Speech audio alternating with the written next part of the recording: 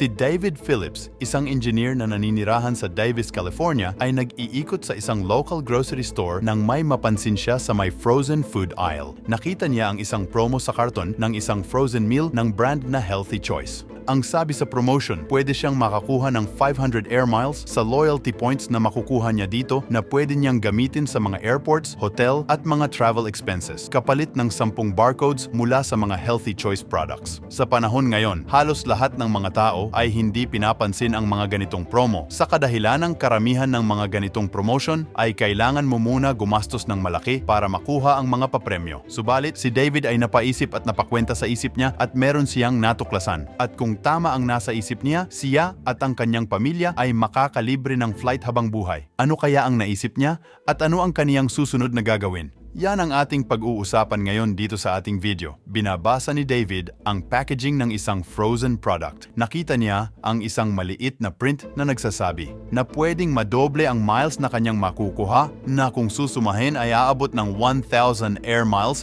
katumbas ng 10 barcode. Kapag naipadala niya ang mga barcode sa Healthy Choice bago matapos ang buwan, plano niyang dalhin sa Europa ang kanyang pamilya para doon magbakasyon sa summer. At kanyang naisip na ito na siguro ang kanyang golden ticket. Ang mga kumpanya na may ganitong promotion ay nagbibigay lamang ng 1 hanggang 2 air miles kada $1 na halaga ng binili mo sa kanila. Ngunit ang Healthy Choice frozen meals ay $2 lang ang bawat isa, na kapag ating minultiply sa 10 ay $20 lang ay makakakuha ka na ng 1,000 air miles. Magandang deal para kay David dahil kailangan niya ng at least 35,000 air miles para sa domestic North America flight, aabot ng $700 na halaga ng frozen food products para sa one-way flight. Pero naalala ni David ang sabi sa promotion na kasama ang lahat ng product ng Healthy Choice. Kaya naghahanap si David ng mas murang opsyon. Sa di kalayuan na aisles, nakita niya ang mga dilatang soup ng Healthy Choice na 90 cents lang ang bawat isa, kaya naisip niya na punuin ang cart niya ng mga ito. Pero sa planong ito ni David ay kailangan niya pa ng mas marami. Kaya naman pagtapos niyang kunin ang mga dilata ay pumunta siya sa isang discount warehouse na mas kilala sa tawag na grocery outlet. At doon na nga siya nakakuha ng mas marami. Ang Healthy Choice pudding cups ay nagkakahalaga lamang ng 25 cents bawat isa. At meron itong barcode na kailangan ni David, kaya naman kinuha niya na ang lahat ng stock nito. Pero hindi na kontento dito sa David. Kaya naman tinanong niya sa manager ang mga address ng mga grocery na nagtitinda ng pudding na ito. Nilaan ni David ang oras niya sa buong weekend para bumili ng pudding sa mga grocery na meron nito. Mula Davis hanggang Fresno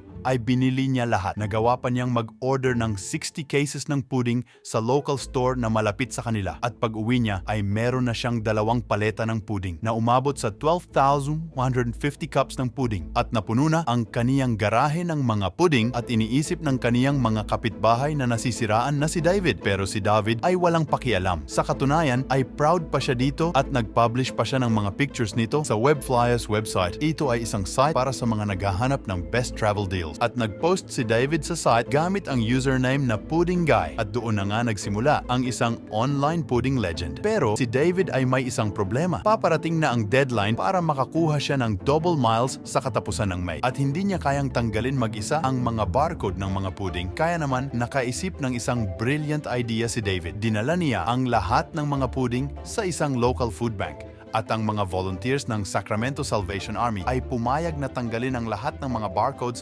kapalit ng mga food donation. Sa tulong ng mga volunteers, nakuha niya lahat ng mga barcode at kanya agad itong pinadala sa Healthy Choice. At ang kailangan niya na lang gawin ay ang maghintay. Paano kung si David ay hindi qualified para makakuha ng promo dahil sa technicality? Dahil ang promo nga naman na ito ay too good to be true. Pero sa kabila ng pag-aalinlangan ni David, makalipas ang ilang linggo, isang malaking package ang dumating sa kanyang bahay. At ito ay naglalaman ng 2,506 certificates at ang bawat isa ay merong 500 air miles na kung ito total natin ay aabot ng 1,253,000 air miles at hinati niya ang 216,000 air miles sa kanyang United, Delta at Northwest accounts at ang natirang 1,036,000 air miles naman ay nilagay niya sa kanyang American Airlines account. At dahil lumagpas si David sa million-mile mark ay nakuha pa nito ang Advantage Gold status sa airline na ito. Kaya naman siya ay priority sa boarding, upgrades at bonus miles for life. Kaya kahit dalhin niya ang kanyang buong pamilya sa Europe ay talagang halos wala na siyang gagastusin. Sa kabuuan, si David ay gumastos lamang ng $3,150